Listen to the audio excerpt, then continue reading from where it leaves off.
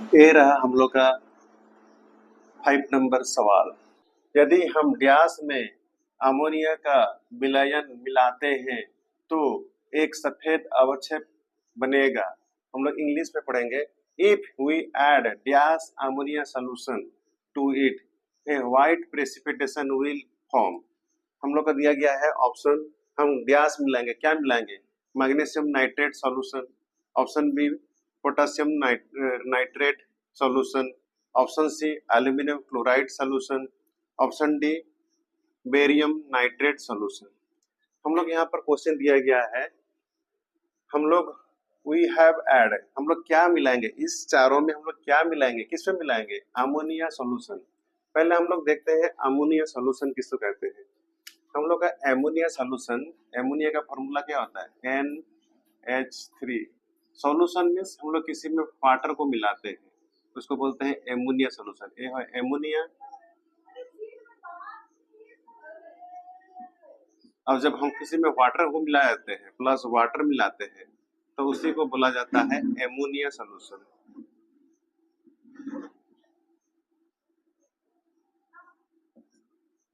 तो हम लोग एमोनिया में वाटर को मिला देने से क्या होगा?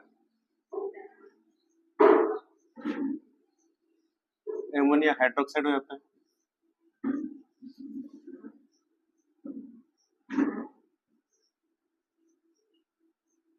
ये हो जाता है। और इसको हम लोग इसमें से किसमें मिलाएंगे तो एक सफेद अवक्षेप बनेगा, माने व्हाइट प्रेसिपिटेशन निकलेगा। हम लोग इसमें, हम लोग का सफेद नॉर्मली हम लोग का एल्यूमिनियम ही रहता है, तो हम लोग इसको रिएक्शन करेंगे AlCl3 में हम लोग इसको मिलाएंगे एमोनिया हाइड्रोक्साइड। तो ये रिएक्शन होके बनेगा एल्यूमिनियम OH3 हाइड्रोक्साइड, और बनेगा हम लोग, क्या बनेगा? एमोनियम क्लोराइड हम लोग का बन जाएगा। हम लोग का जो रह गया, देखो यहाँ बैलेंस, केमिकल बैलेंस हम लोग करेंगे तो एक होगा 3, इसका हो जाएगा NH4Cl,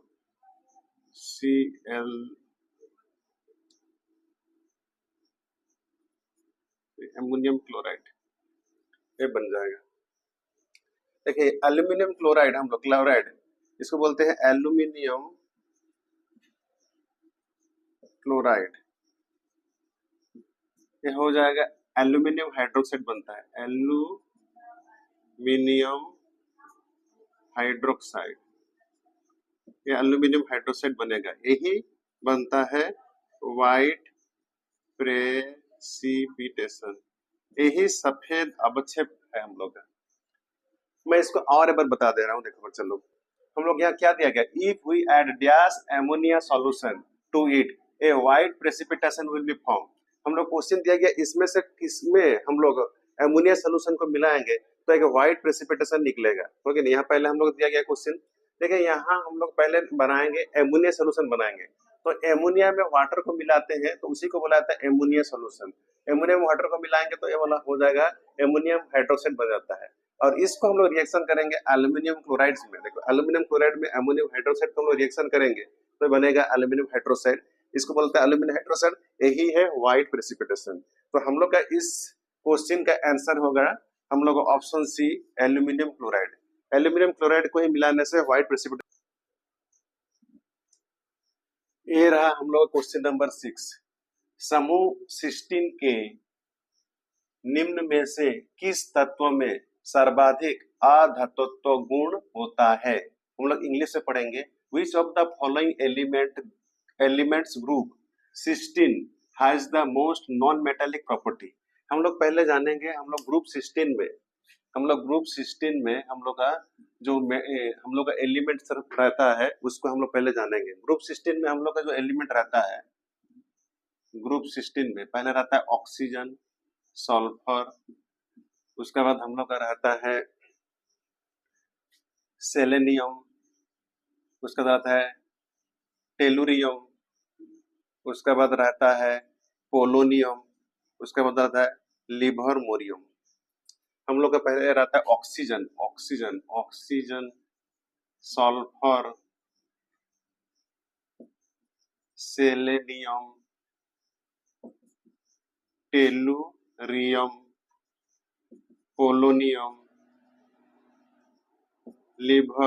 लिभरमोरियम।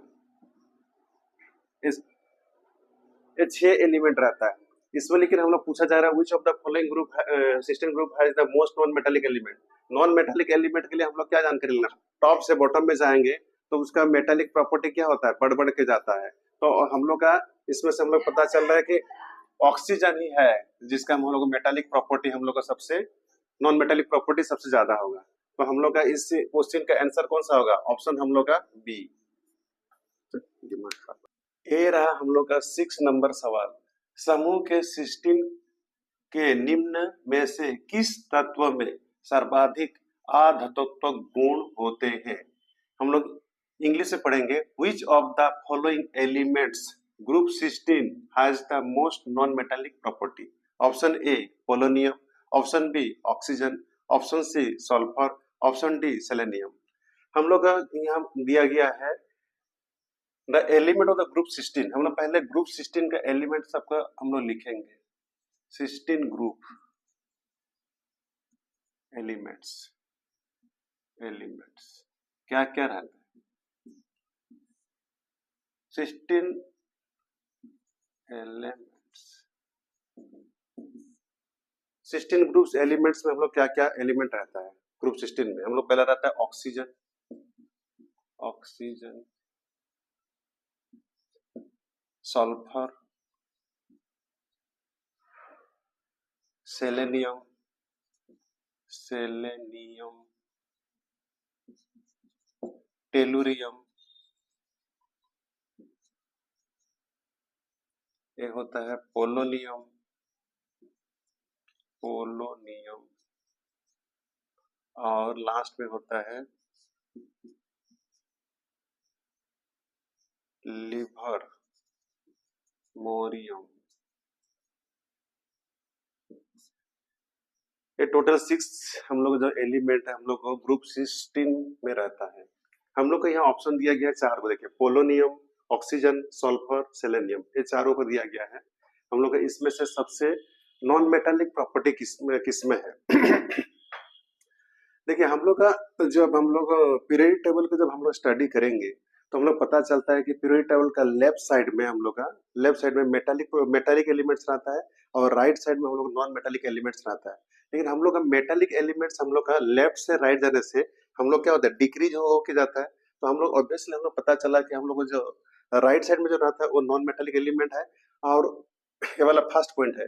सेकेंड पॉइंट है, हम लोग को जब ग्रुप में हम लोग जाएंगे, मतलब टॉप टू बॉटम हम लोग मूव करेंगे, जैसे हम लोग टॉप टू बॉटम मूव करेंगे, हम लोग टॉप टू बॉटम कोई ये का ग्रुप का टॉप टू बॉटम हम लोग ग्रुप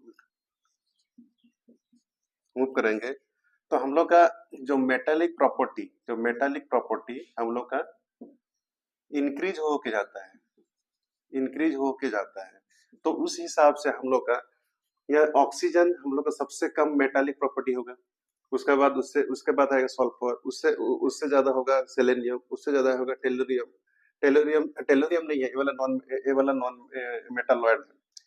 उसका बाद पोलोनियम, उसका बाद लिथोरियम, हुआ कि नहीं। हम लोग का इस सिस्टीन ग्रुप में हम लोग का जो एलिमेंट है सबसे माने ज्यादा नॉन मेटालिक किसमें होगा, जो सबसे ऊपर में होगा, क्योंकि हम लोग का जब उसके बाद टॉप टू बॉटम जाने से मेटालिक प्रॉपर्टी इंक्रीज हो के जा रहा है।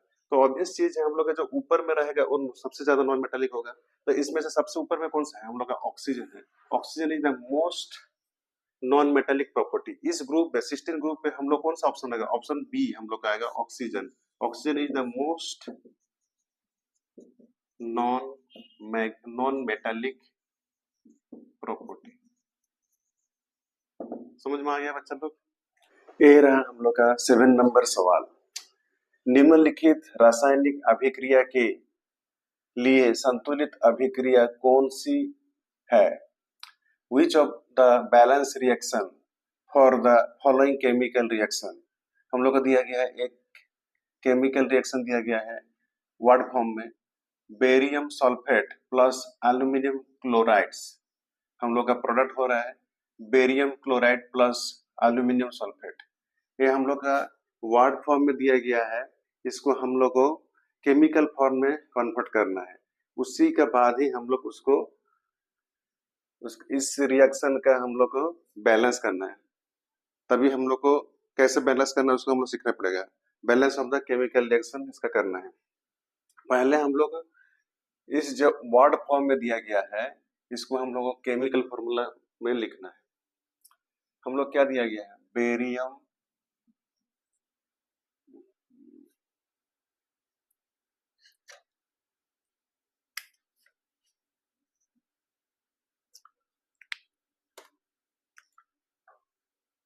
हम लोग को दिया गया है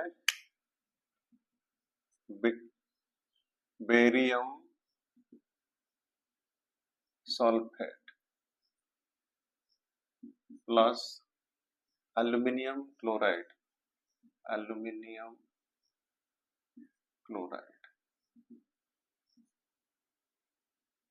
उसके बाद हो जाएगा बेरियम क्लोराइड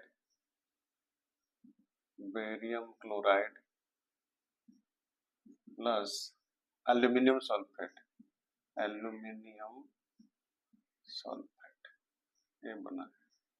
तो हम लोग को इसका केमिकल फॉर्मूला क्या है, बेरियम सल्फेट। देखिए बी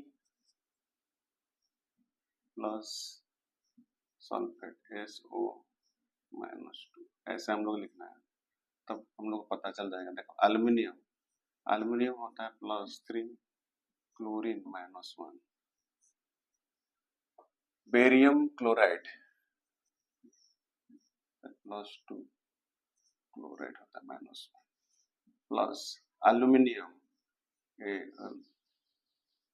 +3 सल्फेट -2।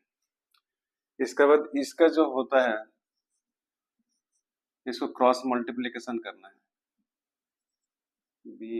ए वाला इक्वल है, प्लस माइनस काट देना है, 2 barium sulphate plus aluminium chloride. ये हो जाएगा क्या, इसमें क्रॉस मल्टीप्लिकेशन करना है 1 Cl2 इसको क्रॉस मल्टीप्लिकेशन करना है Al2SO4 ये वाला हम लोग का हुआ अनबैलेंस्ड, ये वाला अनबैलेंस्ड केमिकल रिएक्शन है। ये वाला अनबैलेंस केमिकल रिएक्शन हम लोग लिख लिए। पहले केमिकल रिएक्शन आपको लिखना है अनबैलेंस वाला, इसको हम लोग को बैलेंस करना है। तो पहले हम लोग ये वाला जो है दिया गया है वर्ड फॉर्म में दिया गया है, इसको हम लोग केमिकल फॉर्मूला फॉर्म में हम लोग लिखे, लेकिन इसको हम लोग केमिकल फॉर्मूला फॉर्म में लिखे हैं। और इसमें हम लोग इस केमिकल रिएक्शन को, अनबैलेंस केमिकल रिएक्शन को हम लोग को बैलेंस करना है। बैलेंस करना है मींस हम लोग को number of the atom is participate किया गया है both left and right side, इसको हम लोग को देखना है। हम लोग को इसको बनाने के लिए हम लोग क्या करना पड़ेगा, हम लोग को ये बनाना पड़ेगा, number of the atom participate किया गया है। देखिए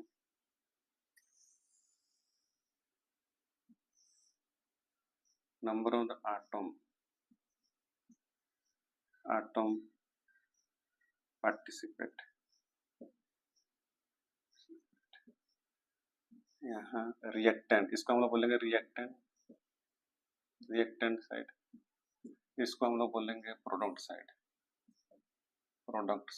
इसको हम लोग बोलेंगे ये वाला प्रोडक्ट साइड, रिएक्टेंट साइड। यहाँ क्या क्या है, बेरियम, यहाँ एक ही बार हम लोग ले लेते हैं सल्फेट SO4, उसके बाद हम लोग क्या है क्लोरीन है। 3 को हम लोग का दिया गया है। देखिए लेफ्ट साइड में बेरियम कितना है, 1 है, राइट साइड में कितना है, 1 है। सल्फेट देखिए यहाँ पर हम लोग SO4 कितना है, यहाँ है 1, यहाँ कितना है 3 है, यहाँ 1, यहाँ 3। एल्यूमिनियम यहाँ कितना है, और एक तो छोड़ दिया हम लोग, सॉरी, यहाँ एल्यूमिनियम यहाँ कितना है, एल्यूमिनियम यहाँ है 1, इधर कितना है, यहाँ 2 है, हो गया। उसका क्लोरीन देखिए, क्लोरीन यहाँ कितना है, 3 है, इधर क्लोरीन कितना है, क्लोरीन यहाँ 2 है। अभी हम लोग को बैलेंस करना है। पहले हम लोग देखिए क्लोरीन को कीजिए, 3 और 2 है तो यहाँ 6 करने के लिए यहाँ 2 पहले मल्टीप्लाई कीजिए, यहाँ 3 मल्टीप्लाई कीजिए, ये बैलेंस पहले हो जाएगा। इसको पहले हम लोग यहाँ इधर लेफ्ट साइड में 3 मल्टीप्लाई किए हैं, ए हो गया 6, ए हो गया 6, इधर 2 मल्टीप्लाई, इसको पहले 2 मल्टीप्लाई कर दीजिए और 3 मल्टीप्लाई कर दीजिए, हो गया। फिर काउंट कीजिए, उसके बाद देखिए बेरियम, इधर देखिए बी ए, यह कितना हो गया, यहाँ हो गया 3, इधर देखो इधर हम लोग का क्या हो जाएगा, यहाँ करने के बाद इधर हो गया 3, ये 3 हो गया है, तो इधर भी हम लोग को 3 मल्टीप्लाई करना है, 3 मल्टीप्लाई कर दीजिए, हो गया। देखिए सल्फेट यहाँ कितना है, यहाँ सल्फेट यहाँ पर हो गया 1 है, यहाँ 3 है, तो यहाँ ऊपर में 3 मल्टीप्लीकेशन हुआ तो यहाँ 3, ये भी हो गया 3 हो गया। फिर एल्यूमिनियम को देखिए, यहाँ पर इधर कितना था 2 था, यहाँ 2 मल्टीप्लाई हो गया है ऑलरेडी 2, तो देखिए अभी सब सब बैलेंस हो गया। देखिए लेफ्ट साइड में रिएक्टेंट में यहाँ 3 है, ये भी 3 है, देखिए यहाँ पर बेरियम 3, बेरियम 3, सल्फेट यहाँ 3 है, यहाँ 3 है, सल्फेट भी 3 हो गया। क्लोरीन देखिए, क्लोरीन यहाँ पर है 3 इंटू 2 6, 6 हो गया। राइट साइड में देखिए 3 इंटू 2 6। एल्यूमिनियम क्या है, यहाँ पर 2 है, देखिए 2, इधर कितना है 2, समझ में आ गया ना। अभी हम लोग का बैलेंस हो गया। अभी इसको देखिए कौन सा माने कौन सा इक्विवेलेंट हो रहा है, कौन से मैच कर रहा है। हम लोग देखिए पहले 3 है तो 3 वाला देखिए 3 देखिए 3 BaSO4 हो रहा है प्लस 2 एल्यूमिनियम क्लोराइड हो रहा है, 3 बेरियम क्लोराइड हो गया, एल्यूमिनियम सल्फेट हो रहा है। तो हम लोग का ए वाला हम लोग को सेटिस्फाई कर रहा है। अभी बच्चे लोग को समझ में आया। देखिए इस टाइप का क्वेश्चन एग्जाम में आता है, ये पहले वाला वर्ड फॉर्म में देता है, वर्ड फॉर्म से हम लोग को कन्वर्ट करना है, हम लोग का केमिकल फॉर्मूला फॉर्म में कन्वर्ट करना है इस रिएक्शन को। इस रिएक्शन को केमिकल फॉर्मूला में कन्वर्ट करने के बाद इसको हम लोग करना है, हम लोग का बैलेंस इक्वेशन करना है। बैलेंस इक्वेशन के लिए हम लोग क्या है, number of the atom is participate, left side मैंने रिएक्टेंट एंड प्रोडक्ट में कितना किया है वो दोनों को बैलेंस करना है, तभी हम लोग इस टाइप का क्वेश्चन का हम लोग अटेंड करेंगे। हम लोग अभी मिलते हैं नया न्यू क्वेश्चन हम लोग का नंबर 8, हम लोग का 8 नंबर सवाल हम लोग पढ़ेंगे। रासायनिक समीकरणों को संतुलित करने की आवश्यकता क्यों पड़ती है। हम लोग का ऑप्शन दिया गया है ए, अभिकारकों और उत्पादों के उन द्रव्यमानों के अनुपात का दर्शाने के लिए जिनमें ये अभिक्रिया करते हैं। हम लोग का ऑप्शन बी दिया गया है, अभिकारकों और उत्पादों के उन आयतनों के अनुपात को दर्शाने के लिए जिनमें ये अभिक्रिया करते हैं। ऑप्शन सी दिया गया है, द्रव्यमान संरक्षण के नियम को संतुष्ट करने के लिए।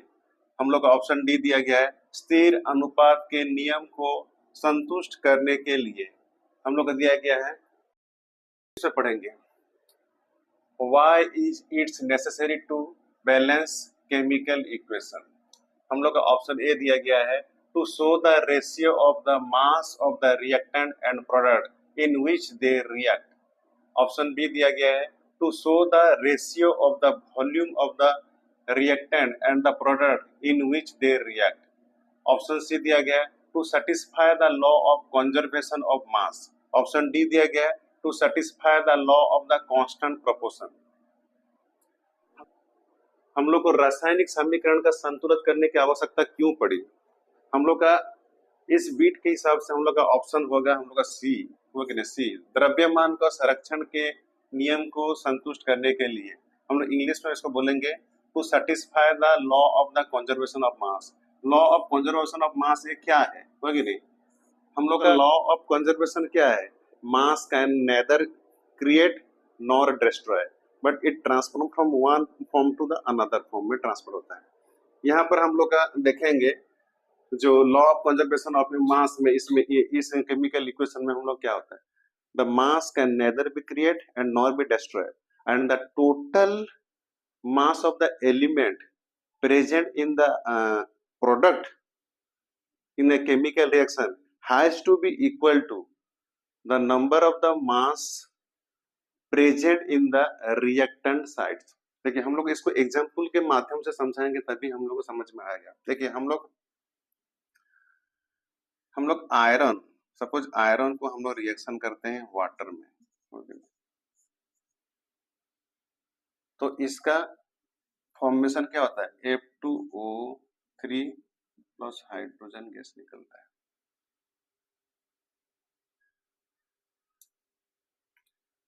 तो यहाँ पर देखिए ए वाला हमको, इसको हम लोग क्या बोलेंगे, रिएक्टेंट। ये क्या है, ये प्रोडक्ट साइड। तो हम लोग का ये रूल के हिसाब से मास ऑफ द एलिमेंट, जो एलिमेंट है, the mass of the element in present in the product side जितना है, उतना ही मास ऑफ द एलिमेंट है present in the reactant side में भी रहेगा, हो कि नहीं। तो ये वाला केमिकल बैलेंस हुआ नहीं है, देखिए इसको पहले बैलेंस करो। बैलेंस करने के लिए हम लोग क्या करना पड़ेगा, हो कि नहीं। देखिए यहाँ पर ऑक्सीजन कितना है, यहाँ ऑक्सीजन 3 है, यहाँ आयरन कितना है, आयरन 2 है, हाइड्रोजन 2 है। हम लोग सपोज पहले हम लोग ऑक्सीजन को ही मैंने ये करते हैं, देखिए सपोज ऑक्सीजन को हम लोग करते हैं, 3 हो गया, 3 हो गया, 3 ऑक्सीजन, 3 ऑक्सीजन। यहाँ पर हाइड्रोजन कितना हो गया, देखिए हाइड्रोजन यहाँ पर हो गया 2 है, यहाँ 3, तो यहाँ हम लोग को 3 देना पड़ेगा। देखो हाइड्रोजन भी हो गया, ऑक्सीजन भी हो गया, आयरन यहाँ कितना है, यहाँ 2 है, यहाँ 2 दे दीजिए, हो गया। अभी हम लोग का इक्वेशन बैलेंस हो गया। देखिए आयरन कितना, यहाँ 2 है, यहाँ 2 है। हाइड्रोजन यहाँ पर कितना है, देखिए 1 3 दूने 6, 3 दूने 6। ऑक्सीजन कितना है, यहाँ 3 है, यहाँ 3 है। तो ये वाला हम लोग का बैलेंस हो गया।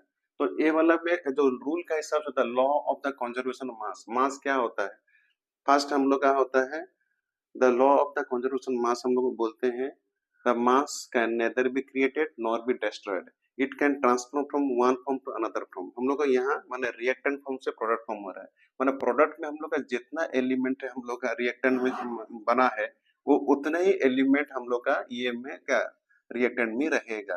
हम लोग का माने हम लोग का जो इस लॉ ऑफ कंजर्वेशन के हिसाब से जितना एलिमेंट हम लोग का ये में पार्टिसिपेट किया है, प्रोडक्ट में है, उतना ही एलिमेंट हम लोग का रिएक्टेंट में भी रहेगा, मतलब दोनों तरफ इक्वल रहेगा। उसी को ही बोला जाता है law of the conservation of the मास। बच्चों लोग को समझ में आया। मैं इसको और एक बार आप लोग को समझाता हूँ। देखिए पहले जानेंगे हम लोग law of conservation of mass क्या है। Law of conservation of mass उसी को बोला जाता है mass can neither be created and nor be destroyed, it can transform from one form to another form. मैंने इसको इनडायरेक्टली बोल रहा है, जितना प्रोडक्ट रिएक्टेंट में जितना एलिमेंट रहेगा, उतना ही एलिमेंट हम लोग का रिएक्टेंट में पार्टिसिपेट किया रहेगा। वो डायरेक्टली वही चीज बोल रहा है। हम लोग को प्रोडक्ट फॉर्म में हम लोग को जितना एलिमेंट रहेगा, उतना ही एलिमेंट हम लोग को रिएक्टेंट में पार्टिसिपेट किया रहेगा। ये है law of the conservation of the mass. क्योंकि हम लोग डेफिनेशन ही बोलता है mass can neither be create nor be destroyed, it can transform from one form to the another. वही चीज यहाँ पर हो रहा है। यहाँ पर देख लीजिए एलिमेंट जितना यहाँ कितना पार्टिसिपेट किया है, यहाँ आयरन में है 2 टू, यहाँ आयरन 2, यहाँ ऑक्सीजन कितना किया है 3, यहाँ ऑक्सीजन 3, हाइड्रोजन कितना पार्टिसिपेट कर रहा है, यहाँ 6, यहाँ 6। मैंने दोनों तरफ इक्वल ही पार्टिसिपेट कर रहे हैं। यही सेटिस्फाई करता है law of the conservation of the मास। समझ में आ गया बच्चा लोग। चलो इस चैप्टर का हम लोग का मैंने इस प्रीवियस ईयर क्वेश्चन जो हम लोग का है डेट 17/8/2020 का जितना केमिकल मैंने केमिस्ट्री का क्वेश्चन था, सब केमिस्ट्री क्वेश्चन हम लोग सॉल्व कर लिए। और हम लोग अभी मिलते हैं नया शिफ्ट मैंने नया डेट का नया शिफ्ट क्वेश्चन के ऊपर। और वीडियो अच्छा लगा तो लाइक शेयर और सब्सक्राइब कीजिएगा। और आपको इम्प्रूवमेंट करने के लिए खुद को पढ़ना पड़ेगा। और मेरा सलाह है कि आप लोग अच्छा से पढ़िए और एग्जाम के लिए बेस्ट ऑफ लक। और हम मिलते हैं नया वीडियो के साथ। Thank you.